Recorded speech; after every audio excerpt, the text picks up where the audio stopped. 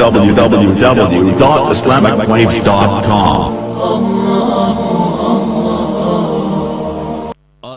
اجتماعی امت بنو، امت بنو، امت بنو، امت بنو، فرقے نہ بنو، امت بنو، فرقے نہ بنو، امت بنو، فرقے نہ بنو، امت بنو۔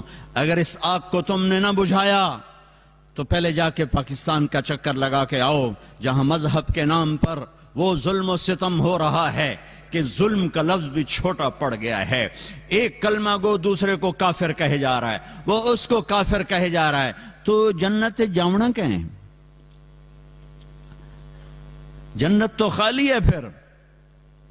امت بن کے رہو، میرے نبی نے امت بنائی، اپنے خون دے کر، اپنی اولاد کو ذبح کروا کے، 1.25 لاکھ صحابہ کی قربانیاں دلوا کر ایک امت بنائی ہے۔ میں تمہیں اللہ رسول کا واسطہ دیتا ہوں، فرقوں میں مت بٹو، فرقوں میں مت بٹو، فرقوں میں مت بٹو۔ یہاں اچھی مثال قائم کرو، مسلمان بن کے رہو، مومن بن کے رہو، مسلم بن کے رہو، اپنا تعارف بطور مسلمان کرو۔ یہاں بھی اگر وہ لڑائیاں تم نے کھڑی کر دیں تو آنے والی نسلیں تمہیں معاف نہیں کریں گی، میرا نبی تمہیں معاف نہیں کرے گا کہ میں تو لوگوں کو جنت میں پہنچانے آیا تھا، تم نے میرے کلمہ گو کو کافر کہنا شروع کر دیا۔ کسی کو کافر کہنا اتنا آسان کام ہے؟ کیوں ممبر پہ بٹھاتے ہو ایسے لوگوں کو جو تمہیں فرقوں میں بانٹ کے چلے جاتے ہیں؟ میں بھی آ کے آگ لگا سکتا ہوں، لیکن میں نے اللہ کے رسول کو جواب دینا ہے۔ یہ ممبر محبت کے لیے بنایا گیا ہے، یہ ممبر نفرت کی آگ بھڑکانے کے لیے نہیں بنایا گیا کہ تم یہاں بھی مسجدوں میں بٹ چکے ہو، فرقوں میں بٹ چکے ہو، کیوں اپنے پاؤں پہ کلہاڑی مار رہے ہو؟ کیوں میرے نبی کی محنت کو آگ لگا رہے ہو؟ تمہیں کون آ کے بتائے گا، سمجھائے گا کہ تم وہ گندے جراثیم یہاں بھی لے کر بیٹھے ہوئے ہو اور اسی نفرتوں کی آگ میں جل رہے ہو، جل رہے ہو، جل رہے ہو؟ دیکھو، جاؤ، عبرت کے لیے دوسروں کو دیکھنا چاہیے کہ میرے دیس میں کیا ہو رہا ہے۔ یہ نفرتوں کی آگ نے آج مسجدوں کو کیا بنا دیا ہے؟ معصوموں کا خون دین کے نام پر، بے گناہوں کا خون دین کے نام پر کس نے یہ آگ لگائی ہے؟ تم سب سے بڑے یہ شراب بیچنے سے بھی بڑا جرم ہے اگر تم نے یہاں فرقہ واریت کو فروغ دیا۔ یہ سٹے سود سے بڑا جرم ہے اگر یہاں فرقہ واریت کی آگ لگائی۔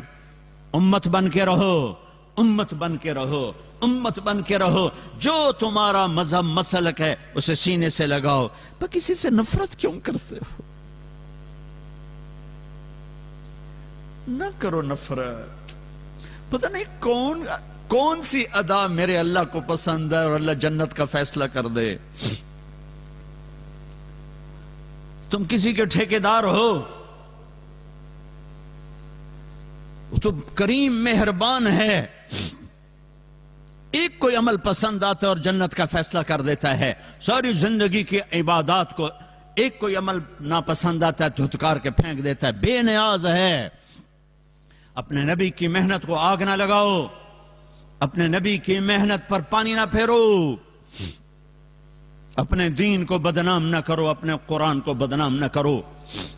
اختلاف رائے رہے گا، اختلاف رائے رہے گا، ایک دوسرے کی عزت کرنا سیکھو، ایک دوسرے کو گلے، میرے نبی نے عبداللہ بن ابی کو گلے سے لگا کے نہیں رکھا۔ تم جانتے ہو عبداللہ بن ابی کون ہے؟ ابو جہل سے بڑا کافر، ابو جہل سے بڑا کافر۔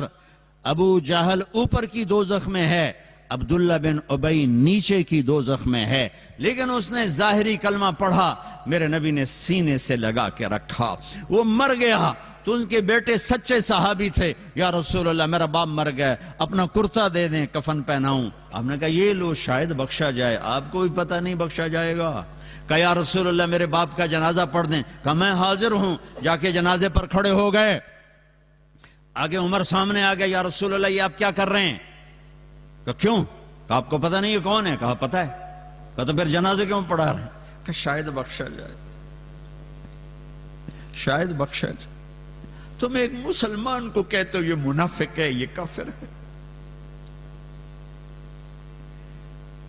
یہ تمہارا ملک ہے کہ یہاں سے لوگ حج پہ جاتے ہیں اور مکے کے امام کے پیچھے نماز نہیں پڑھتے، مدینے کے امام کے پیچھے نماز نہیں پڑھتے۔ وہ کہاں سے؟ جہاں سے اسلام آیا تھا ان کو ہی تم نے کافر بنا دیا، تو اسلام پھر ہے کہاں؟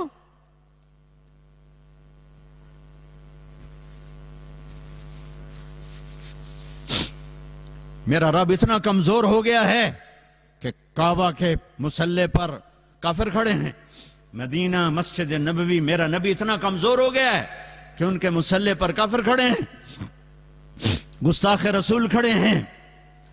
کچھ تو عقل سے کام لو، کچھ تو روکو ان لوگوں کو جو یہاں تک تمہیں پہنچا رہے ہیں، کچھ تو دین سیکھو، کچھ تو دین سیکھو، اتنے غافل تو نہ بنو، اتنی آگ تو نہ بھڑکاؤ۔